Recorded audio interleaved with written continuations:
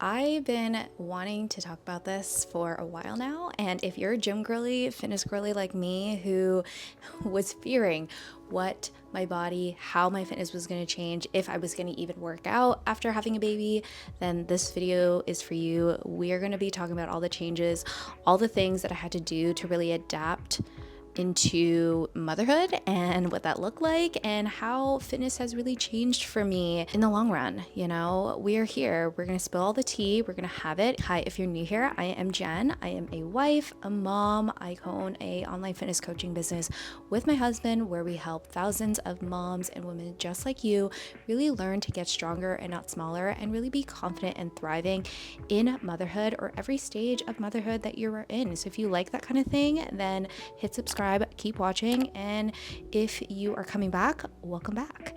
So in today's video, we are going to be talking about how fitness has changed for me now that I'm a mom. Honestly, when I was pregnant or even years before, my number one goal was to make sure that I'm still working out and that I was going to be that strong, fit mom when I had a kid. And now we are here in 2025, and I am just so proud of myself of how far I've come. And so I'm going to share all the things that has really changed, from nutrition, meal prep, how often I work out, recovery, and the fact that I'm in my 30s and recovering as a mom is very different because we are sleep deprived, right? We are not getting our sleep here. And so we're going to talk about it. So how I'm going to really structure this video is really dividing my things into certain categories. So we're going to talk about fitness, training, meal prep, sleep, recovery, body image, goals, and really just kind of talk about like what that was pre-baby and then post-baby. And that's just starting off with my fitness identity and the goals that I had. I think that before I had a baby, I was really focusing more on my body image and just like aesthetics and like how I wanted to show up. I wanted a big booty, I wanted abs, I wanted kind of toned arms, and I was really just focusing on my identity within fitness. Growing up when I was a teen or even my early 20s, I was always into sports. I was into cheerleading, bodybuilding. Like, it was part of my identity. Like, fitness has always kind of been a part of my identity my whole life. And so when I stopped doing that pretty much after college, I needed to do something else. So that's why I got into working out and going to the gym, and then led me into bodybuilding because it was that competitive athlete type of vibe that I wanted, and it was like I really thrived in, right? So it was very aesthetic driven, whereas now as a mom, like, I still want to have a really nice body. I still want to have that hourglass look. I want to feel strong, and I still like those aesthetic goals. Yes, obviously any mom would love that. But now as a mom, I'm really focusing a lot on my strength and just feeling strong, because holding a baby, like, Michael's 22 pounds now, like, I'm holding a 22-pound baby, yes, but when you're holding that baby for 20 minutes, 30 minutes, like on and off, or even throughout the day, that 22-pound baby gets heavier. And so keeping up with my strength now is like my number one goal. I want to keep running well into my 30s and into my 40s. I want to be able to pick up my kids and like lift him up. And I'm so grateful that I can do that now. And so my strength goals has actually been a number one priority, and also my energy too. Like, just having the energy to keep up with him and to do things that I want to do throughout the day. Like, I don't want to feel tired all the time. Now, we'll talk about sleep later on in this video, but this is very important that now it goes beyond just aesthetics. I just want to be there for my family. I just want to be healthy. I want to be fit. I want to be strong.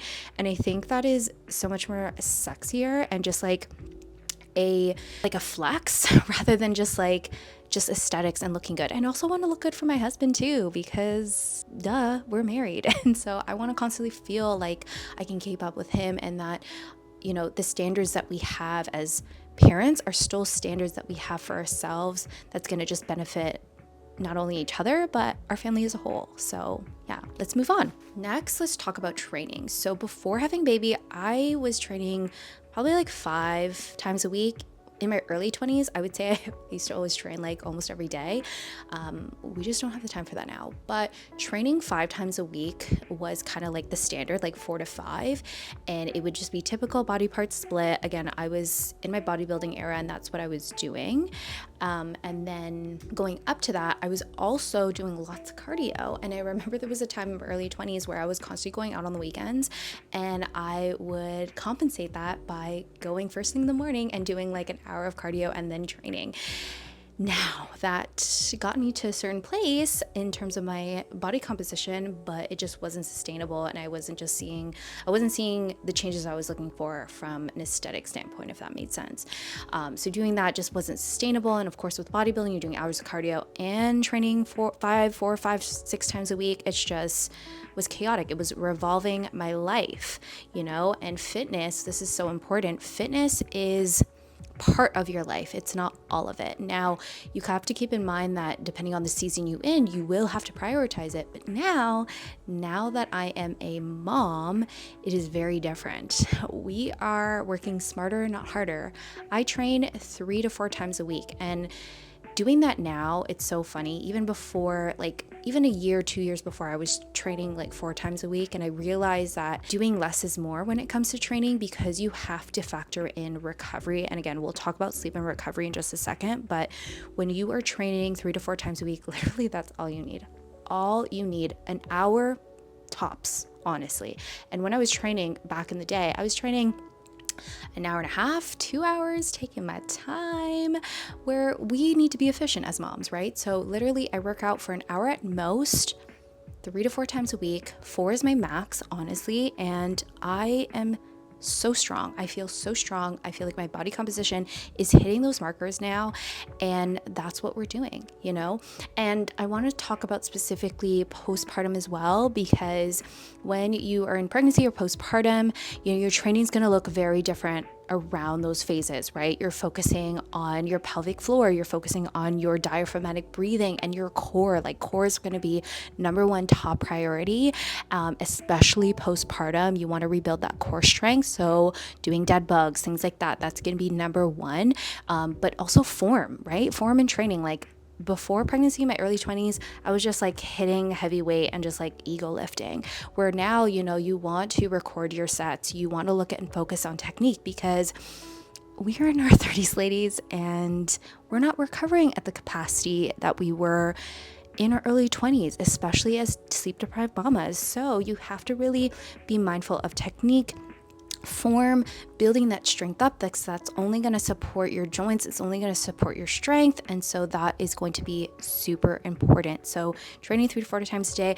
I also like to work in mobility days and stretching when I'm at home, because I find that, again, because we're in our 30s, we're not functioning at the same level of flexibility and mobility. So keeping up with that is very important. And I'm really thankful that I used to dance and cheerlead when I was younger, because stretching and my mobility was a top priority for me at the time. So having those habits back then has definitely benefited me now that I'm a mom in my 30s. I can still keep up with that level of mobility. So that's going to be very important. Okay, so next is sleep and recovery. I'm going to tie these both together because they go hand in hand. And the number one thing that they say is that say bye-bye to your sleep, because you're never going to get your sleep again, or get all the sleep that you can now that your baby's not here, and blah blah blah blah blah.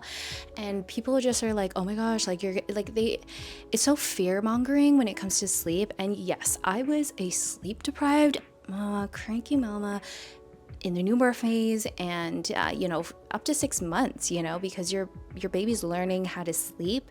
He's going through sleep progressions, and you're just literally trying to survive.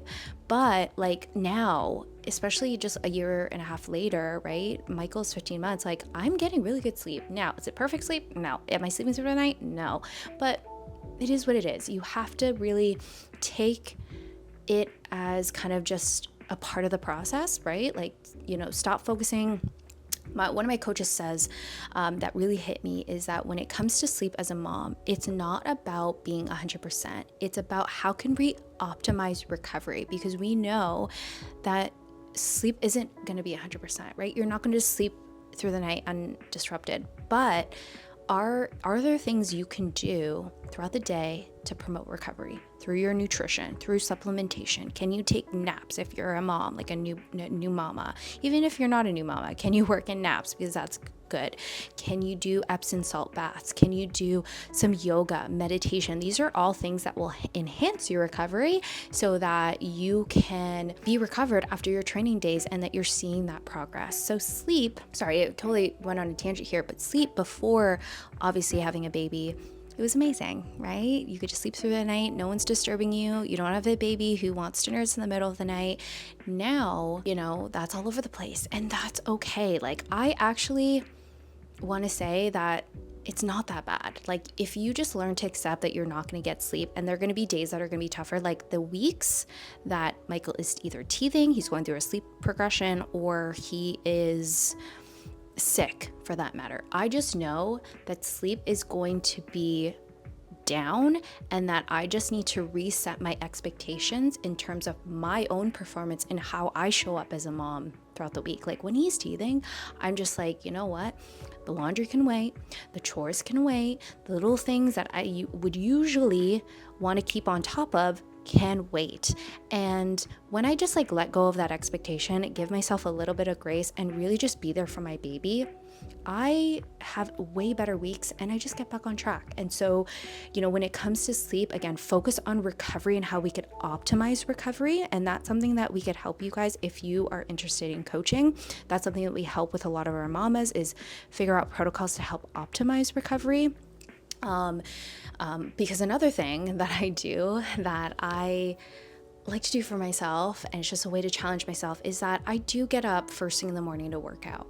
Regardless of how tired I am or how many hours of sleep I get, I just choose to slow up, because it was a phase within even the last 6 months or the last year where I would just press snooze. I would keep pressing snooze to the point where I just wouldn't go to the gym. And it was to the point where I just wasn't going at all. And I'm like, this is just not going to help, because I kept telling myself, okay, once I get better sleep or once I get more sleep, then I'll go to the gym. But that is such a fallacy, right? Like, we can't just rely on thinking we're going to have good sleep when we just can't control that. And so when you shift that expectation and just continue to show up, I like doing that because it's just doing one hard thing for me during the week that I can really be proud of showing up. Even though it's really hard, I do it, and it really just sets me up for the day. So again, sleep is not always going to be there and not going to be 100%. Again, focus on recovery. And then the last thing is just focusing on different metrics, because I feel like back then, before pregnancy, I was focusing on the number on the scale, looking a certain way, where now I just like focusing on my strength goals. Like right now I'm in a building phase with my coach, and I like looking at the numbers and tracking my numbers right now. Like, I'm obsessed with doing that because I want to get stronger, right? So hitting those strong numbers, hitting PRs, pushing to failure, like that's what drives me, because that's a positive kind of like momentum. Those are positive wins that you could celebrate. And, not to say that the number on the scale does not matter, because it does matter, but it's not everything. And so focusing on things like strength can be really important.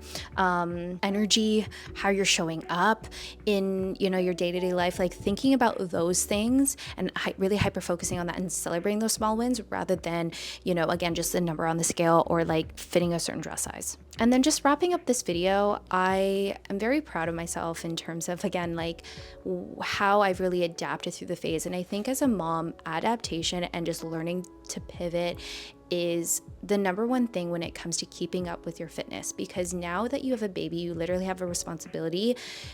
Every day is going to be different. And so there are so many things and so many factors that are out of your control. So if you could really just set your expectation of the different phase that you're in and season that you're in as a mom, then you can kind of tailor your protocol and your program with that. And again, that's something that we do with our moms. If you need help with that, I'll leave a link down below and set up a consultation. But that is like a huge thing for me. Like, my expectation in the newborn phase, the first 3 months, is very different to like how my fitness and my nutrition is now. I wasn't really meal prepping in those stages because I was just focusing on recovery. So I would bulk prep and freezer prep like meals. I would buy like food from JW Foods that was already pre-measured and weighed, and I would just like warm it up, right? And then once I got into the groove and my baby was a little bit more consistent, then I started meal prepping, and it's like all gradual, right? And like I said, like babies will teeth, baby will have sleep progression, so you have to be willing to pivot and just like resetting your expectations constantly and just learning to adapt with the season that you're in. I think that's number one thing that I've had to like learn, and I've realized, and even before pregnancy I was helping tons of moms just get into that season. And I think that if you have a proper schedule set in place, and also having like just resetting expectations when they don't necessarily go your way, like that's okay as well too. So I hope that helps. If you guys have any questions or things that you found beneficial, let me know down below. If you like, please subscribe. And again, this is part of a postpartum series, so if you haven't catched the other videos, highly recommend. It's bingeable, you can watch them all. I'll attach them in the description down below as well. And so we'll see you in the next video.